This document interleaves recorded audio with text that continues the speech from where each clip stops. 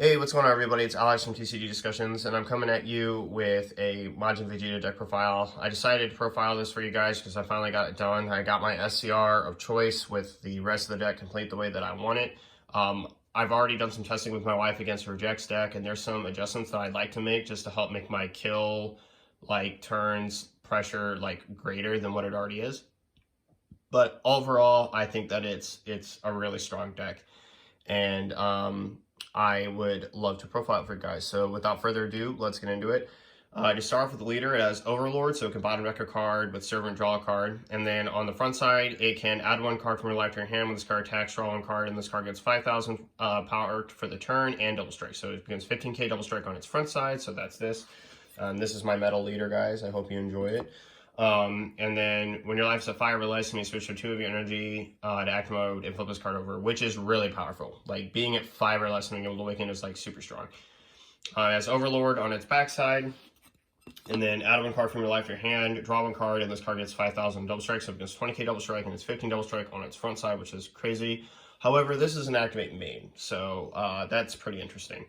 And then activate main for 1 energy, you may look at the bottom of your deck, and if it is a Vegeta card with an energy cost of 3 or less and Servant skill, you may play it, otherwise return it to the bottom of the deck, which is really strong, and you guys will see how that comes into play later. So to start off, we're going to do things a little bit backwards today, because I can. We're going to start with our SCR of choice. We have Majin Buu, Incarnation of Demonic Evil. This card is really powerful. It's 40k double strike, counter, and if your leader is green, I'm sorry. If your leader is green or a Black Demon Realm race, you can reduce this card in your hand by 7, and if you're a Demon Realm race, you ignore its specified energy cost. So it's got counter, and then if a non-leader card is in battle, so if your opponent activates a counter attack, you can negate the counter attack and then play this card. So you basically get a Swift Retaliation Cooler for 3 energy, because it has 3 green and 3 green specified cost, and then you get to slam this guy down, negate that attack, give them another 40k double strike to deal with, which turn 3 can be really backbreaking. Next we play 4 Great Sandman, Vanquisher of Villainy. This card is amazing because it sets up your Servant Vegetas at the bottom of your deck. Not a lot to say about that. And then we have 4 Bardock, the Awakened Instincts. Bardock, this is a card I'm probably going to cut to 3, but it actually serves a lot of purpose in the deck, in that when it filters your hand by getting rid of the extra Magic Quickenings when you don't need it, it helps you dig to your super combos or the other pieces that you're missing. So it's just extra draw, and really, really needed in the deck, in my opinion. But I'd probably reduce it to 3. This is a card that I'd probably reduce to 1, but I'd still play at least 1. So Sorrowful Strike TN, this card, basically you can, when you combo with it, you can discard a card, and the main effect that you're going to use for it is putting up to 3 battle cards with 35,000 power or less and 3 or more energy at the bottom of your deck. So this sets up your Vegetas off your Servant Leader effect when you're awakened, which is after you've comboed with them, which is really good. And then we have 3 Lord Slug Out of Control. This card is just incredible because it's 25k triple strike, and the only ability that we use it for is it's permanent, aside from the fact that it's 25k triple strike. And when this card is in rest mode, your opponent cannot attack leader or unison cards, which is our primary defensive piece of the deck if we know that we're going to go into a long game. If we're just trying to blitz and kill our opponent and we want more options in the deck, Turles Chaotic Rampage. This card is double strike critical, 25k, and the only effect on it that we ever get to use is its auto once per turn. When this card attacks, you can combo with a card from a green battle card from your drop area and negate its effects for the turn. So it basically becomes minimum 30k double strike critical, which is super powerful. And then next we play 4 Majin Buu Royal Absorption. 1 energy EX evolved, dual attack, double strike. When this card is removed from your battle area with by an opponent's skill, play up to 1 green Majin Buu with an energy cost of 3 from your drop area, then add up to 1 Dark Dragon Ball from your drop area to your hand. So we're going to get our Dragon Balls back, and we get to replace our chain, which is like really strong. And then we only play 1 5-drop. So when I said I'd cut TN and I'd cut Bardock, these are the cards that I would replace. I'd bump this to 3 just so that I can see more uses of this chain. And to give you guys like an idea of why like I wasn't playing more of the 5-drop, it's because I made room for this, the 4-drop. So the 5-drop Dark Parasite says it does a whole bunch of unison things, but it has to remove a marker from your unison. We don't play any in the deck, but if it does, you can remove a marker from your unison. You can remove a marker from their unison. You can make them discard a card and pop a battle. They have to pop a battle card, which is ridiculous. That's what the 5-drop does. And then this guy, what he does is if he's got Deflect Barrier, which means he's kind of like annoying to get rid of.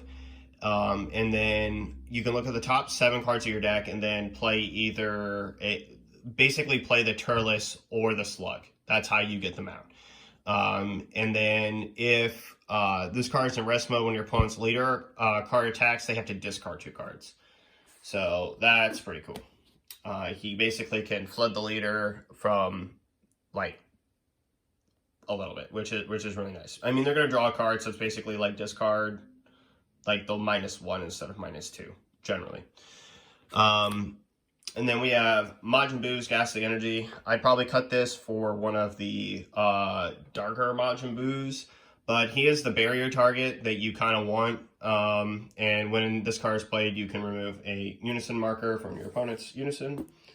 And then this guy is our other 3-drop. I'd probably cut one of these for the like the darker looking Majin Buu 3-drop, the one that basically searches Royal Absorption to your hand. But Majin Buu looking for a fight, deflect when this card comes in, you get to KO a 4 or less battle card. And then onto our Vegeta lineup, we play 3 Prince of Destruction Vegeta, Life and Death. This card's absurd. It's Servant, so it's basically 30k double strike. And then auto once per turn when your opponent activates a counter skill, switch this card active. So that's counter skill, not just counter attack, counter skill, period. So if they like bloodlust something, you know, they negate, do whatever, counter, whatever have you, he gets to stand. You primarily play this card by activating your leader's effect to play a Vegeta with Servant 3 or less from the bottom of your deck, and you get him there through TN, and you get him there through your super combo. And then, or you can play him to the board and then overlord him and then overlord him to the bottom of the deck, and then you can play him again that way, which is kind of ridiculous.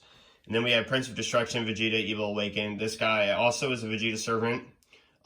So he's going to be 15k, and then auto, you can take a life, give him double strike, which is really powerful. So, really like this card, and then you can bottom deck him with Overlord, draw a card. Next, we play 2 Dodoria, the Cold-Blooded. This card's pretty fantastic because it basically acts as another Prince of Destruction Vegeta. Auto swing, add a card from your life to your hand, then it gains 10,000 double strike. So, yay. Then onto our starter package, we've got 3 of the Majin Quickening. This is the backbone of your deck. You need to see this card as fast as possible. We basically play, in totality, 9 versions of it in the deck. Almost a 10th of the deck is, almost 20% of the deck is dedicated to this, to getting to this card. So, but you never want to see more than 1. If you ever pick this deck up, do not try to play more than 1 in a game because you'll never resolve the second. Then we've got 4 Bobby, the Evil Mind Snatcher. This card basically plays the Majin Quickening straight from your deck. And then he can also look at the top 7 cards from your deck and then add to 1 Vegeta with Servant skill among them from your deck to your hand, and then shuffle your deck. So he does have some play, like if you're like digging for Vegetas, like you need to see them. But most of the time you'll draw into or see them in your natural draws, or how much ever life that you're taking. And then you have Hatchiac, Vengeful Agent of Destruction. You activate main, pay this to search out Bobbity. Like, that's it. And then our last 4 cards are the obviously obligatory 3-star Parasitic Ball. This card is just really, really good in the deck. It being a free 5k is really nice, and then it obviously lets you evolve up your boot chain. So, yeah.